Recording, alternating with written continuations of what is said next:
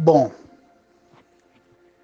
hoje é dia 19, né, de julho de 2020 e eu decidi gravar esse áudio aqui, apesar de estar muito cansado.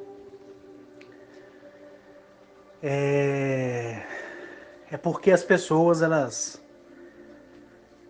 elas ficam me perguntando, né, que dia que eu vou gravar um áudio novo,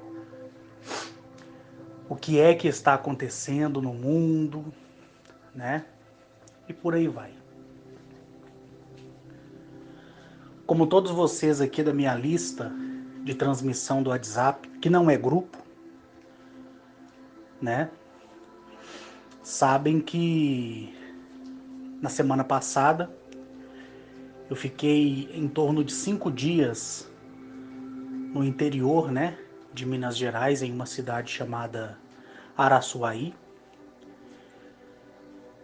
Todos vocês receberam vídeos, né, das fazendas que eu visitei, que são as próximas terras que irei comprar. E o meu objetivo dessa viagem foi só esse, né? Somente esse. E nesse áudio eu trago algumas, né, explicações para vocês aí. Novamente eu tô com falta de ar, porque agora são 18 horas, né, e 52 minutos. E até agora a minha visita de hoje não apareceu. E já soma 32 horas, né, da última visita até esse presente momento. E também é um outro tema também que eu quero colocar em questão, né? Agora que eu vi que muitas pessoas estão amadurecendo, aí a gente pode falar um pouco mais abertamente. Vamos lá. Como sempre, eu tenho que começar com um resumo, né? Porque tem pessoas que estão me conhecendo agora lá no canal do Rodolfo Ufos, né? Que também é o nosso colega aqui da lista de transmissão e que está autorizado por mim a postar os áudios que eu autorizo, né? Lembrando que tem áudios que é somente para nós aqui da lista de transmissão e que não é grupo, ok? Não é grupo.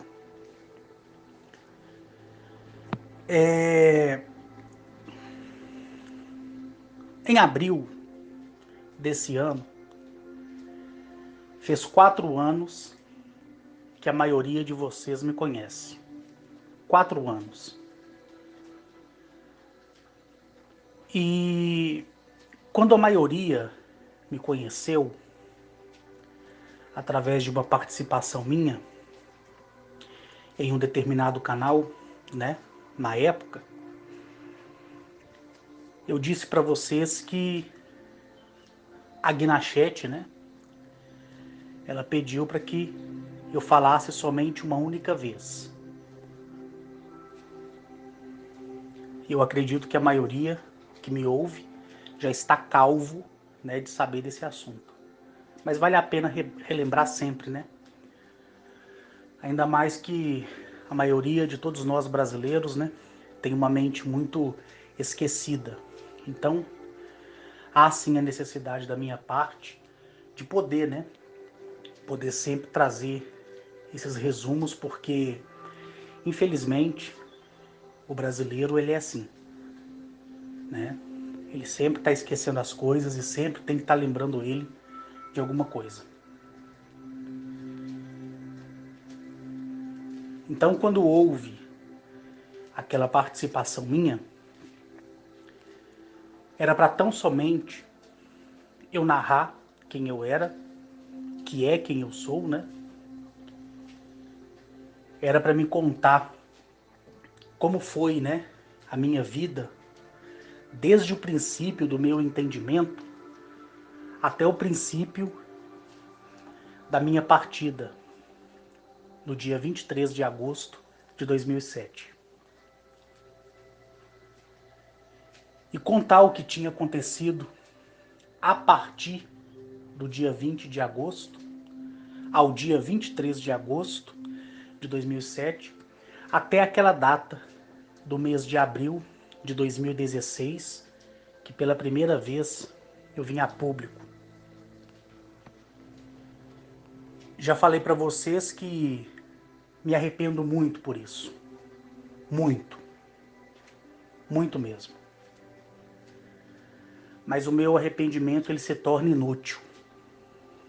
Tão somente porque o arrependimento ele tem que partir no momento que ele é maquinado na cabeça humana.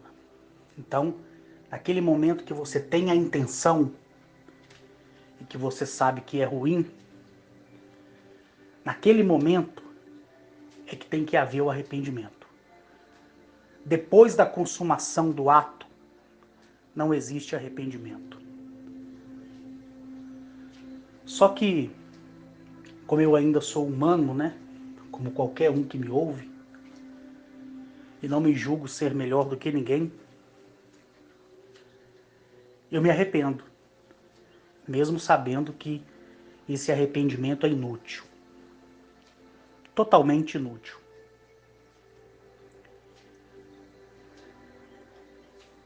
Quando eu cresci, no meio da sociedade humana, eu cresci aprendendo a trabalhar.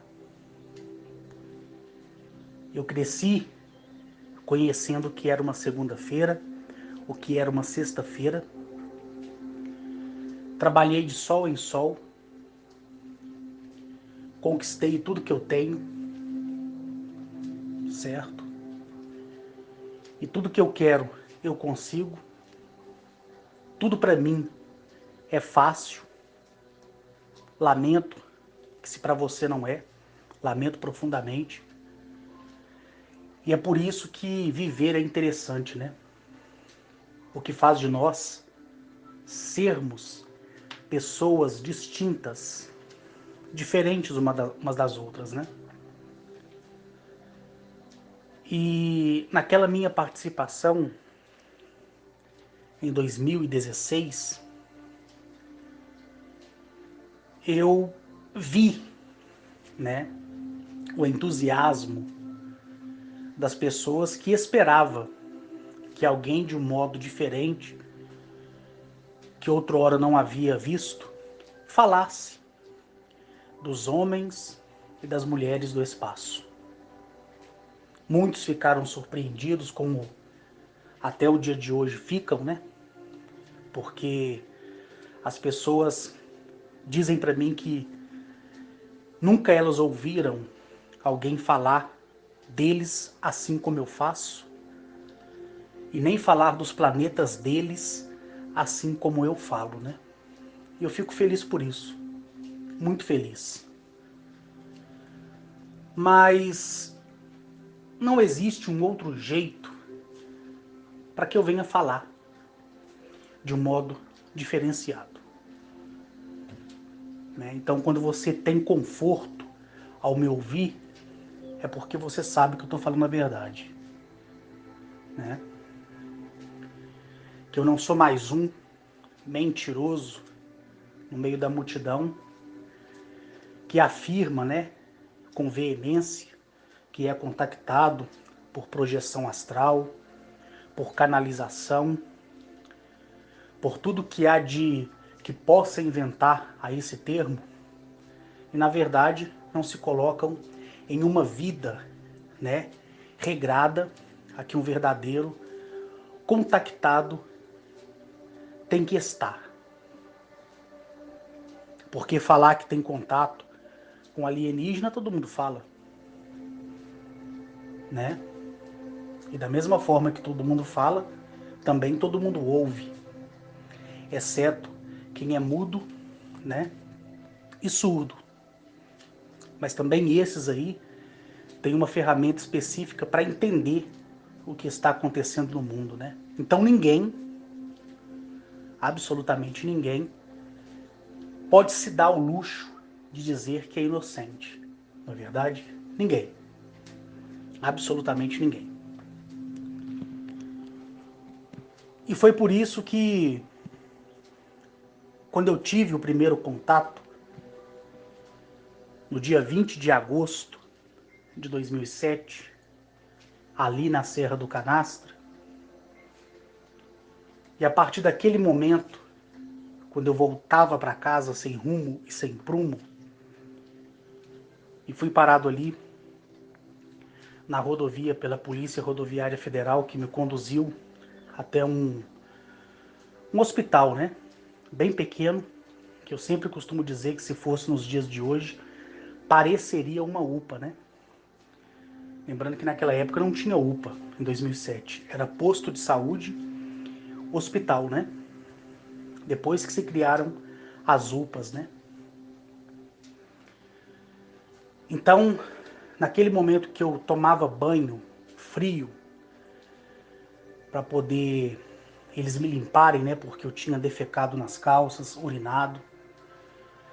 E como eu andei no sol, descendo a serra, e andei um pedaço da rodovia, e não conseguia parar, não conseguia falar, eu seguia somente um norte, até que a própria viatura, né, da Polícia Rodoviária Federal me interceptou, e mesmo ela jogando ali à frente do carro ali na minha direção, eu tentava, né, empurrar a viatura.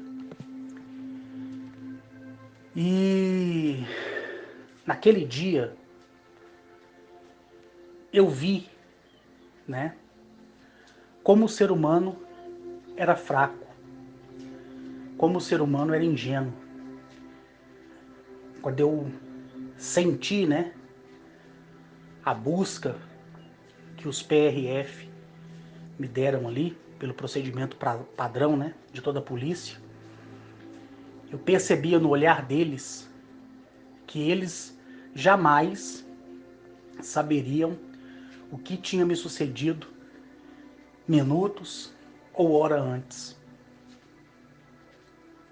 Da mesma forma, o enfermeiro que me colocou posicionado dentro de um vestiário e jogou água com mangueira com muita pressão em mim, para depois eles me lavarem com sabão.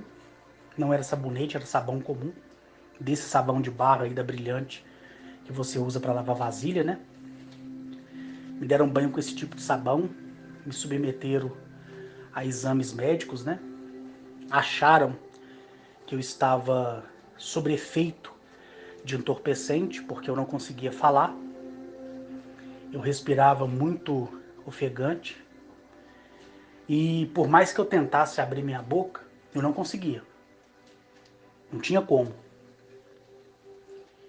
E mesmo estando desligado do Exército Brasileiro, eu tinha avisado, né, no dia 18, para o dia 19 de agosto daquele ano, 2007, a um colega que hoje é general, colega esse de segunda classe, que eu estaria no dia 20 na Serra do Canastra, e que se eu não voltasse em 10 dias, ele poderia, por gentileza, buscar o meu corpo e entregar para minha mãe, que não é mãe biológica, é minha madrinha e meu padrinho. Porque nessa época eu não tinha contato com a minha mãe nem com a minha família, desde o dia em que eu saí de casa, né, em meados de 1993. Saí para vencer e nunca mais voltei. Nunca. Então, eu, olhando ali, né, os médicos, os técnicos em enfermagem, os enfermeiros, o pessoal do administrativo, porque aquilo ali, como se trata de uma região bem pequena e a notícia espalha rápido, né? As pessoas estavam assustadas comigo, né? Então, como a minha identificação funcional não bateu, porque eu já tinha sido desligado do Exército, eu falei com vocês que com o tempo eu traria mais informações para vocês, né? Eles entraram em contato com a polícia do exército na época, e esse coronel, que hoje é general, ele já esperava, né, que algo poderia acontecer. Então ele próprio assumiu, né, em ir até a Serra do Canastra. E quando ele chegou, que eu olhei direto para ele, eu consegui falar as primeiras palavras, né? Eu percebia que meu corpo não estava mais fraco, mas eu continuava pele, osso e sangue, né? E a vontade que eu tinha era de chorar. Mas eu não conseguia.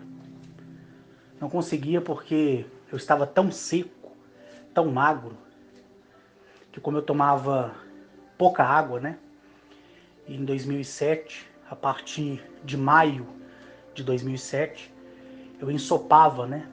Ou um algodão, ou várias gases, essas que a gente usa para limpar ferimento. Ensopava bastante com água, tanto a gases, né? Como o algodão, e colocava dentro da boca e ficava chupando.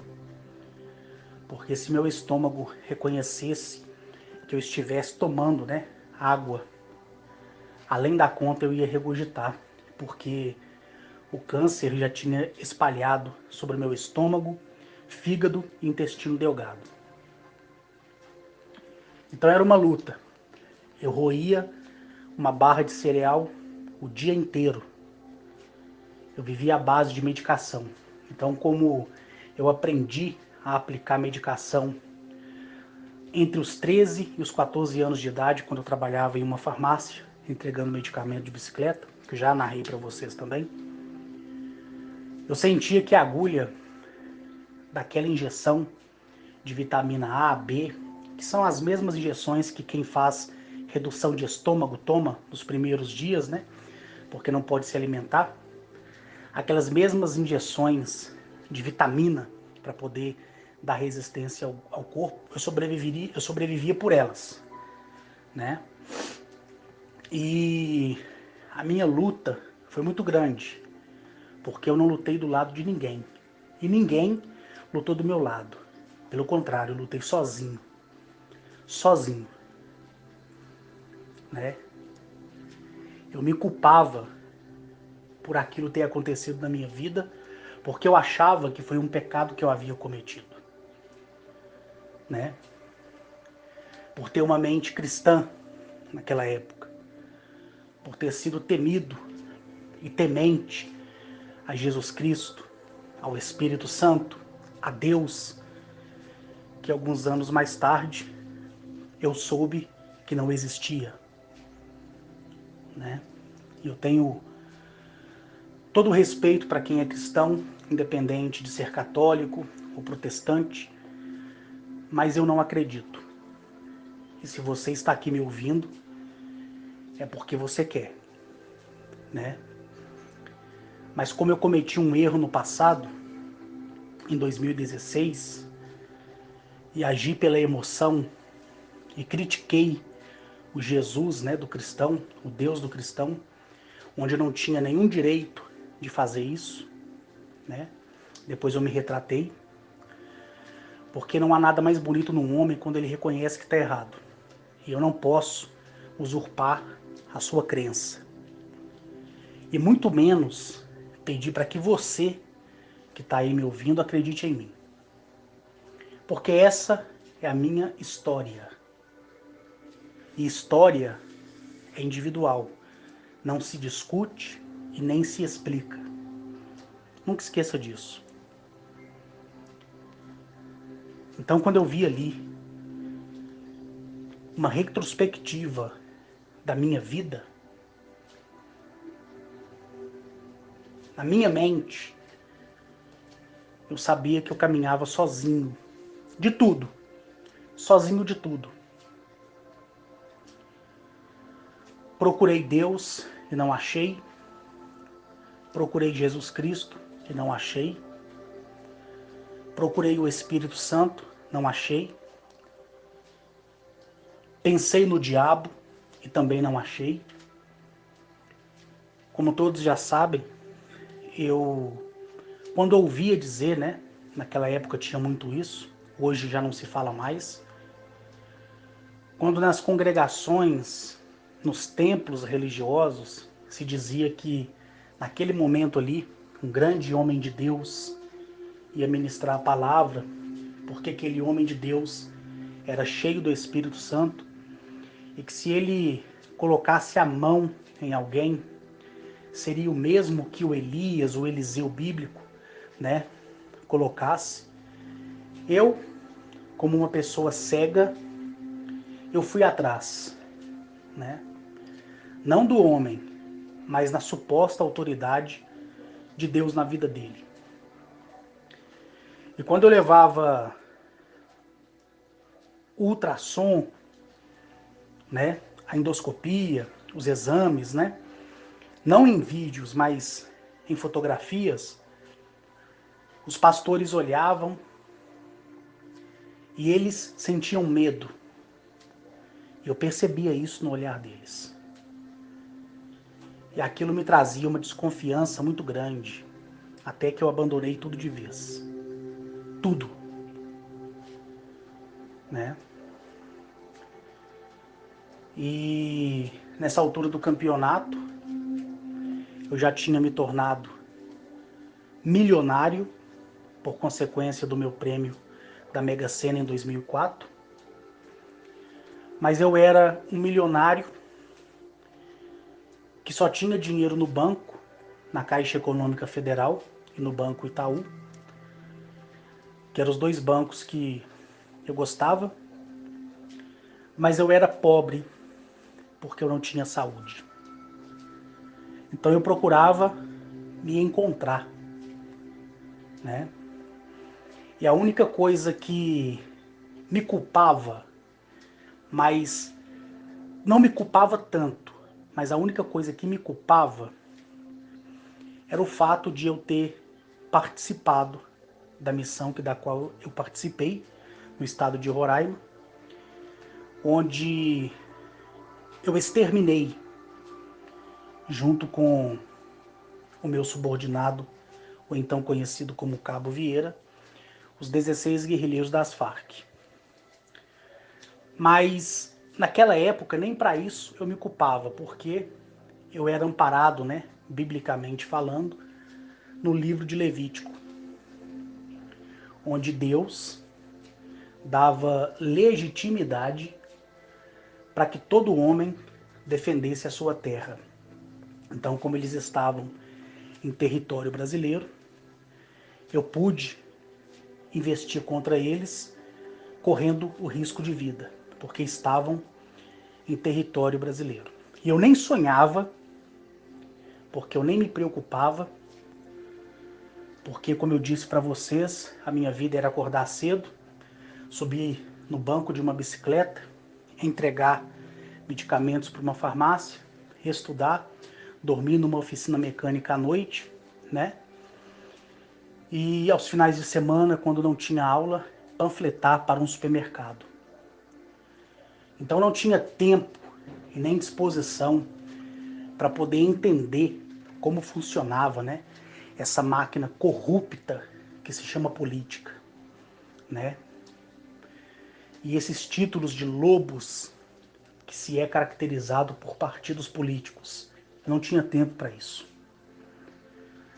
Depois, com 16 anos de idade, eu decidi colocar em prática o meu sonho, que era de me alistar e me tornar um soldado.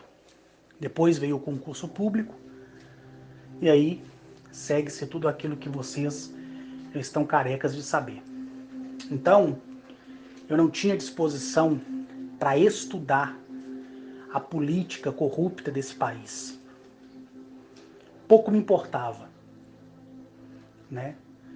Meu negócio era a Bíblia e um livro que eu tinha de enciclopédia multimatéria, que é aquela enciclopédia com resumos de matérias de português, biologia, matemática, química, física, que era a única coisa que eu tinha naquele momento, porque naquela época nem existia cursos preparatórios. E se existia, eu não sabia.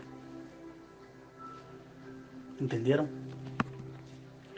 Então, depois de eu ter feito todo esse resumo, né, da minha vida e ter visto que até ali eu continuava sendo homem e não um vagabundo que é sustentado pelos outros, mas aquele que provê o próprio sustento de si mesmo e ainda tem a aptidão de erguer a mão para outra pessoa, né? Nunca pedindo, só dando, como sempre aconteceu comigo, eu me coloquei em paz. Me coloquei em paz, né? E eu aguardava só a morte, mas naquela incerteza de que haveria um céu ou um inferno. Então, quando eu lembrava do livro da Mary Caitlin Baxter, A Divina Revelação do Céu, A Divina Revelação do Inferno, eu tinha pânico, muito pânico, porque eu não sabia se eu ia para o céu ou se eu ia para o inferno, né? Porque, religiosamente falando, naquela condição que eu me encontrava, era a condição de um purgatório, né? Sofrendo de 2002 até 2007. 5 anos praticamente, 60 meses. Não foi 6 dias, não foi 6 semanas, nem 6 meses, né? Foram 60 meses, que corresponde aí a 5 anos. 60. E a maioria tropeça na rua, quebra a ponta do dedo, quebra uma unha e já se comove porque não quer andar com o pé enfaixado, porque vai perder aquela festinha, porque não consegue calçar o sapato porque o dedo está inchado. Então, quando eu vejo seres humanos assim, como eu via no passado, hoje eu vejo diferente. Mas naquela época eu sentia nojo. Eu sentia nojo de mim, eu sentia nojo da humanidade, eu sentia nojo das pessoas frescas, né? Principalmente quando eu via o pai e a mãe trabalhando e o filho vagabundando dentro de casa. E mais tarde, o camarada tendo um pai e uma mãe juntos, coisa que eu nunca tive na vida. E todo homem que se preze e que se valorize, ele gosta de ver, né, uma família composta por pai e mãe. Mesmo que essa família seja homossexual, mulher com mulher, homem com homem, não interessa, é tudo família. Mas desde que honre o compromisso de educar e mostrar para o filho que o mundo do portão para fora da casa dele é diferente. Então, quando eu via isso, me enchia o coração de alegria. E o tempo passava. A primeira férias que eu tive na Academia Militar das Agulhas Negras, lá em Resende, foi uma licença que nós tivemos de quase 30 dias. Eu fiquei 10 dias no Rio de Janeiro mesmo. E o restante, eu fui visitar aqueles que eu considero como pai e mãe, né? Meu padrinho e minha madrinha. E eu soube e corri atrás para ver se era verdade. E eu vi os meus colegas, né, de infância, que cresceram e tinham a mesma idade que eu, 19 anos de idade,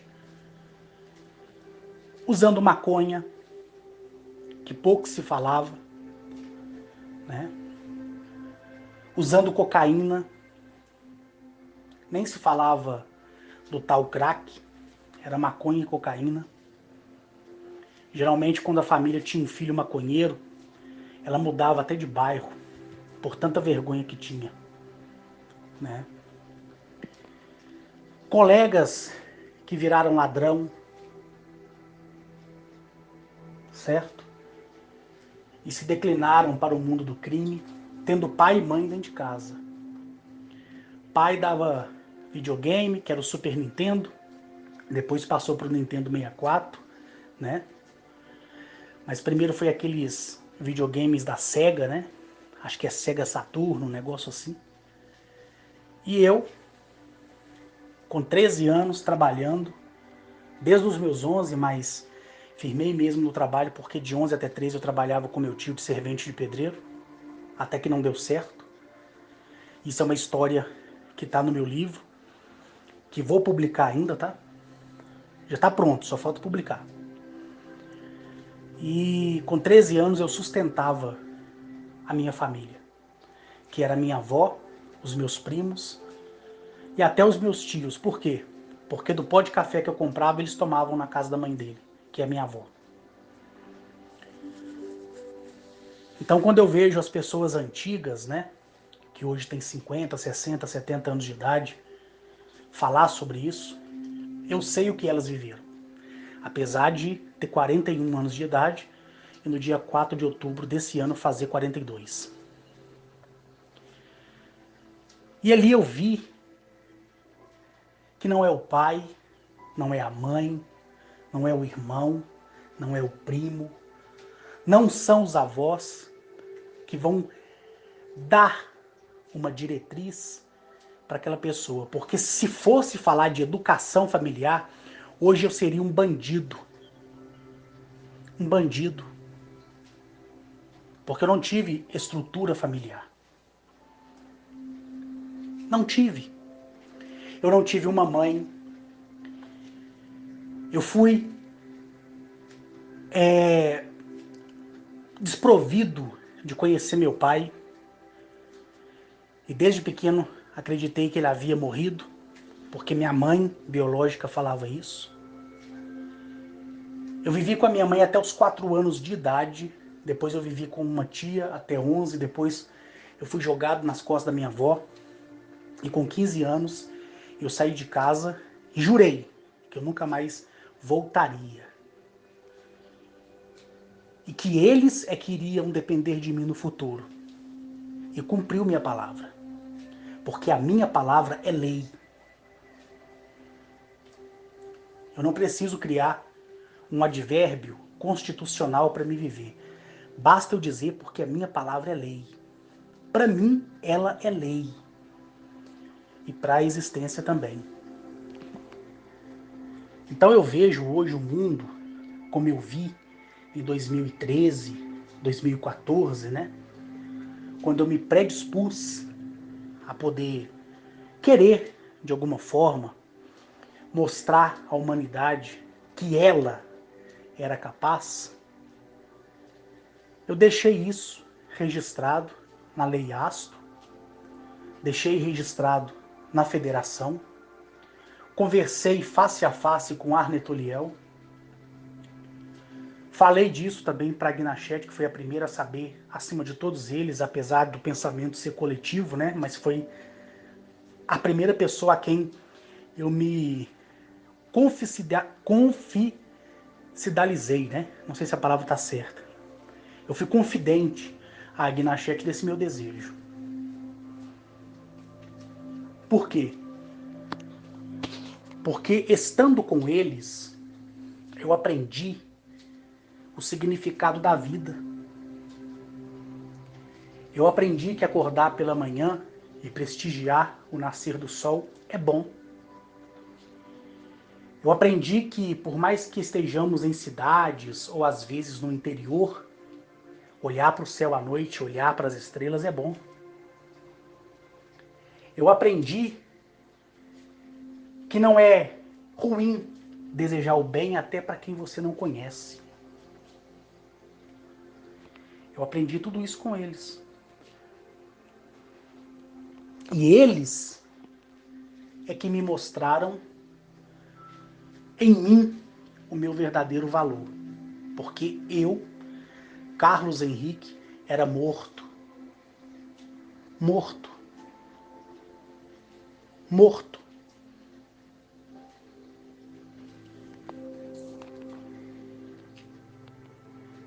Eu vivi em um mundo cheio de hipocrisia. Eu congreguei em religiões cristãs onde a fundadora da congregação dizia que o Espírito Santo de Jesus Cristo tinha dito para ela que os membros daquela congregação não podia usar roupa preta por cima do corpo, porque se nós éramos, né, o templo do Espírito Santo, o templo não poderia ficar em luto, e o preto significa luto. E o dia que eu fui perante mais de 250 pessoas na congregação e pedi que ela me mostrasse isso na Bíblia, porque na época eu acreditava em Deus, acreditava em Cristo e acreditava que a maior revelação estava na Escritura, não na palavra de um homem. E aí eu afrontei a fundadora da congregação dizendo: se essa revelação é do Espírito Santo de Jesus, me explica como trocar a pele do homem preto e da mulher preta. Porque a roupa é fácil tirar do corpo e jogar no lixo. Mas e a pele do homem que é preto e da mulher que é preta? Como faz? E aí eu fui excomungado. Eu fui expulso da igreja.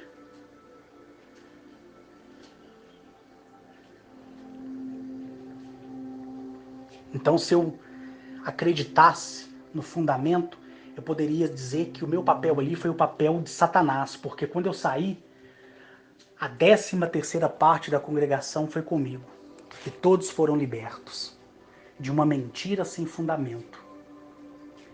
Então essas questões me enojavam. As doutrinas sem fundamento bíblico me enojavam, né? A permissão de que um pastor ficasse sozinho com uma adolescente de 13, 15 anos dentro da sala e por horas me enojava.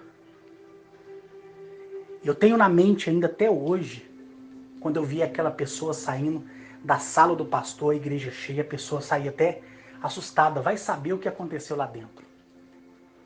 Se ele não passou a mão na perna, não é verdade? Então isso me fazia ficar longe do ser humano. Para vocês terem uma ideia, eu nem me suportava me ver no espelho, de tanto ódio que eu tinha da humanidade. Por isso que eu aprendi, né, uma vez com um homem perverso. Esse homem perverso, ele me disse que um dia o seu filho chorando, ele virou para o seu filho e disse assim: lágrimas não me comovem. E eu tomo a palavra, né, desse homem perverso e digo que desde aqueles momentos, lágrimas humanas não me comoviam. Quando eu estou de frente de alguém e eu me emociono pela minha história de vida, não por ter visto a outra pessoa chorando, né? Quando eu vejo uma pessoa deitada dentro de uma urna fúnebre, eu olho para o rosto dela, eu sei se ela está em nírio, ou se ela vai para nírio, ou se ela foi inimiga da própria espécie. E se eu me emocionar, vai ser pelo bel prazer da consciência do planeta, que não vai ter mais aquela pessoa importunando-a. Então, como eu aprendi tudo isso com eles, a cada dia que passou, a cada dia que foi fadigoso essa caminhada, eu esperava a minha morte. Mas depois que eu conheci a eles, depois que a Gemeresh, filha primogênita de Agnachete, veio a mim, e a partir dela eu conheci todos que eu já falei sobre eles e todos que ainda eu não falei sobre eles, eu pude ver a minha própria espécie e compreender que não é necessário se conhecer para se desejar o bem.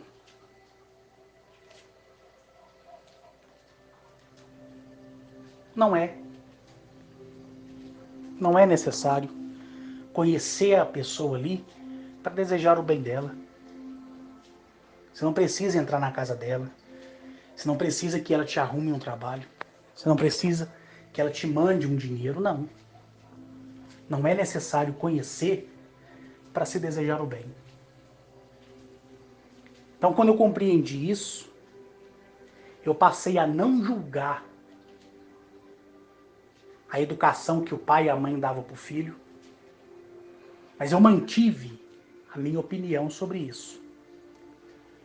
Não ter mais um julgamento é uma coisa, manter a sua opinião em relação àquilo é outra totalmente diferente.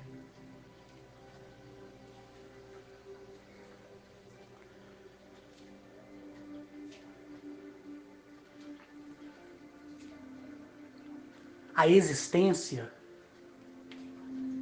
é tão nobre que ela é a própria videira verdadeira. A existência, para essa, como é que eu vou dizer para você? A existência, nesse diálogo que estou tendo com vocês hoje, às 19h31 do dia 19 de julho de 2020, é uma árvore. E ela é cheia de frutos. Ela é uma videira. A existência é uma videira. Ela é aquilo que eu quero que ela seja. Então, eu hoje vejo ela como uma videira verdadeira. E essa videira, ela é tão nobre, tão justa, que julga verdadeiramente com justiça, que eu fui criado na casa de parentes até os meus 15 anos de idade. Depois dos 15 anos fui morar com meu padrinho e pagava aluguel para meu padrinho. Nada para mim foi fácil, nada foi de graça, né? E eu fui privado de conhecer o meu pai, que é, humanamente falando, de família nobre. De família, a título no Brasil, de pessoas bilionárias. E são até hoje. Mas meu pai não está mais aqui. Eu tive o prazer de conhecê-lo quando ele já estava em Nírio.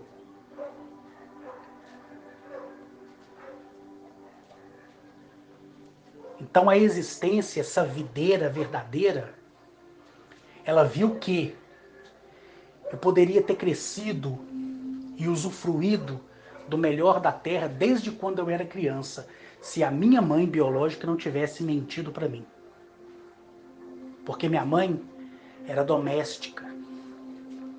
O meu pai, naquela época, estava formando em medicina.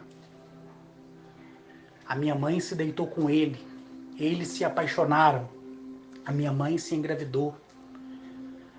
Minha mãe, com medo da família dele mandar matar ela, e com medo de depois eu nascer, eles me levarem para eles, porque naquela época a lei sempre existiu, mas não era pública, como hoje se faz nos meios de comunicação. Então minha mãe tinha medo de quando eu nascesse, a minha avó paterna me pegasse e me levasse para morar com eles e mandasse dar cabo da minha mãe para não sujar a família que era nobre. Como pode, né? O filho de nobres da mais alta sociedade do estado do Espírito Santo, onde o seu filho vai até Minas Gerais e se deita com uma simples empregada doméstica. Jamais a família do meu pai aceitaria isso. Na cabeça da minha mãe. E aí, quando eu perguntei a ela sobre meu pai, ela disse que ele tinha morrido. E o meu pai, por acreditar que minha mãe havia traído ele, desapareceu do caminho da minha mãe. Porque quando ela disse para o meu pai que estava grávida, ela pediu desculpa a ele e disse que tinha traído ele com outro homem. Só para me preservar e me jogar na lama. Mas a existência que é para mim, não tem que ser para você, a videira verdadeira, essa sim é uma videira verdadeira. Anos mais tarde, em 2004, me prestigiou com o prêmio da loteria. Mesmo eu estando doente. Porque a própria existência sabia que eu não ia morrer, mas eu acreditava que ia morrer. Depois a existência colocou no meu caminho um homem, esse sim,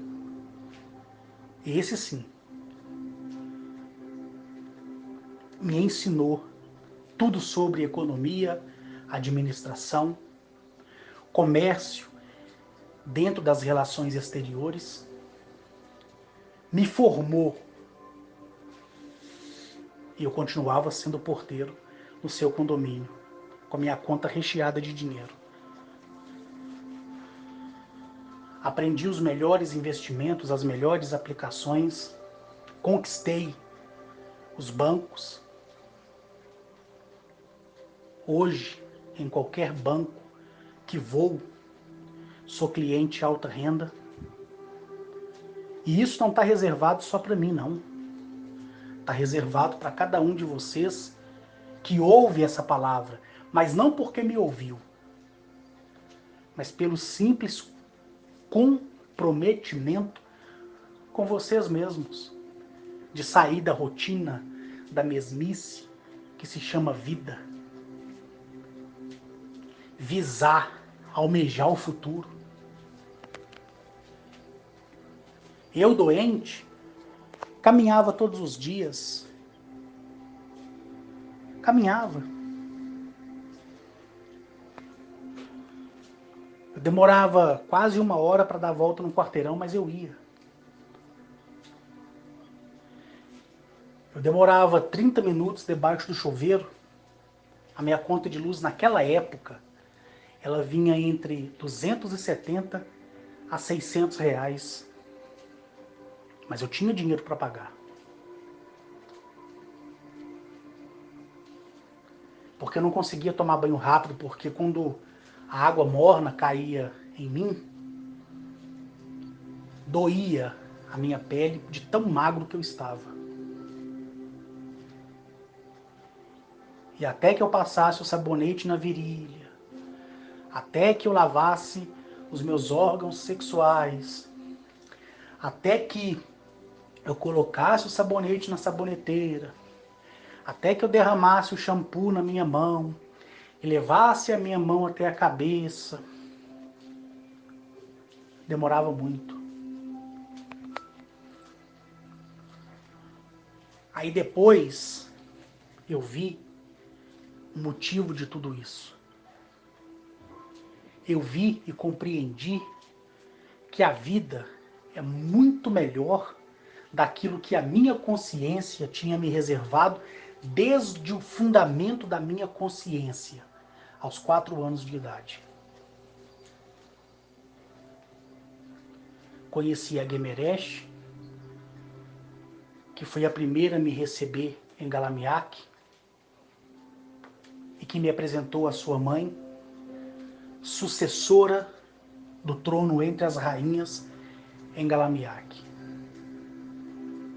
Através dos olhos dela e de todos que eu já mencionei, eu compreendi o valor humano e procurei entender o que era ser humano.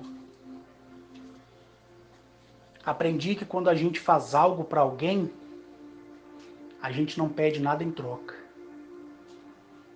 Aprendi que se alguém te pede ajuda, você dá sem cobrar nada de volta. Aprendi que não poderia julgar as pessoas pela estrutura familiar, mas sim pela condição que aquela pessoa conscientemente ia se predispor em se desenvolver. Porque cada um de nós pode escolher o caminho que iremos seguir. Você pode ser quem você quiser. Você pode fazer o que você bem quiser, desde que você, no ato da sua ação, não se torne inimigo de si mesmo, nem dos outros. Você pode e tem o direito de medir do mesmo modo que te medem. Isso é ser justo com você e ser justo com as outras pessoas também. Em um resumo de tudo que me aconteceu, eu sempre falo quase que as mesmas coisas, porque são coisas verdadeiras. Eu nunca pedi por isso. Eu nunca pedi para conhecer nenhum de vocês.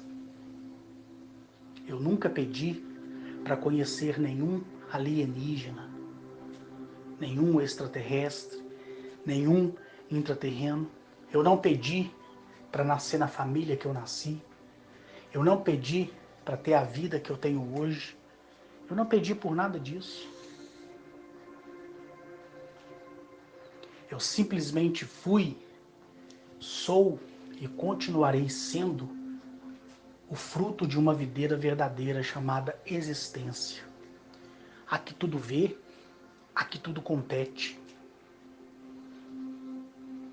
Porque foi através dela e das suas mais belas notas musicais me foi apresentado os meus criadores. Foi através das notas, da melodia dessa videira verdadeira que eu fui levado até o milésimo céu. Vi, ouvi coisas maravilhosas da minha arquiteta de tudo e do meu arquiteto de tudo. Não posso dizer que são os seus, mas eu posso dizer que são os meus. E que por mais sublimes que sejam, não gostam de ser idolatrados nem venerados. Onde a própria arquiteta de tudo me mostrou muito mais além do que todos haviam me mostrado, porque nem todos foram lá no milésimo céu como eu fui. E nem todos foram colocados dentro do coração dela como a menor partícula de um átomo perante ela, onde ela me mostrou toda a excelência da sua beleza e disse que eu era eficiente em tudo que eu fazia. E que tudo que eu quisesse fazer, eu poderia fazer. E que eu trouxesse na minha memória o meu passado, o meu presente, para que eu acertasse sempre no meu futuro. Mas também eu não pedi por isso. Eu nem sabia que existia uma arquiteta e nem sabia que existia 1000 céus, nem 1000 sóis. Eu não sabia de nada disso. Mas a existência como uma videira verdadeira, eu falo isso com muito orgulho, por ser a própria existência, é o sentimento daquela que o criou, que fez o sentido da vida existir e que deu legitimidade para que todo ser se tornasse vivente e vivesse conforme os seus dias.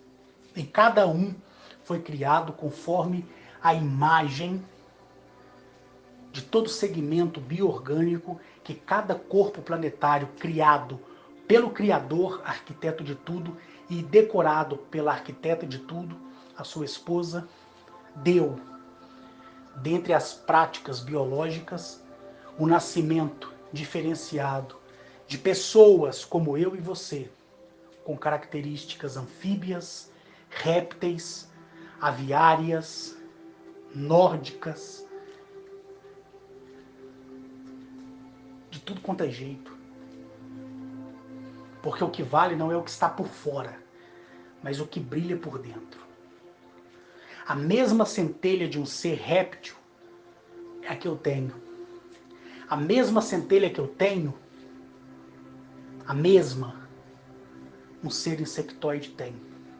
O que separa nós deles é a antiguidade.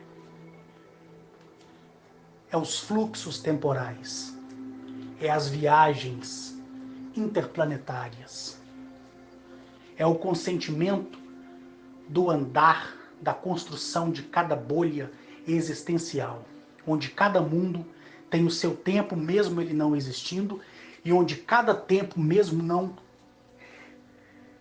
sendo existencial, porque para eles não existe tempo nem espaço, mas para explicar isso para vocês eu me refiro como tempo e espaço, mas vocês já sabem, porque eu já expliquei sobre isso. São de declínios totalmente improváveis na separação de distância, espaçamento, comprimento, longevidade e tantos outros termos mais. Então, quando eles lá vêm aqui, o tempo aqui, que lá seria humano, a sua pré-existência aqui pode ter a durabilidade de 10 mil anos. E quando ele voltar para o seu mundo, vai ser registrado que há 1 ano atrás ele saiu de lá. Mas aqui, ele morou aqui por 10 mil anos.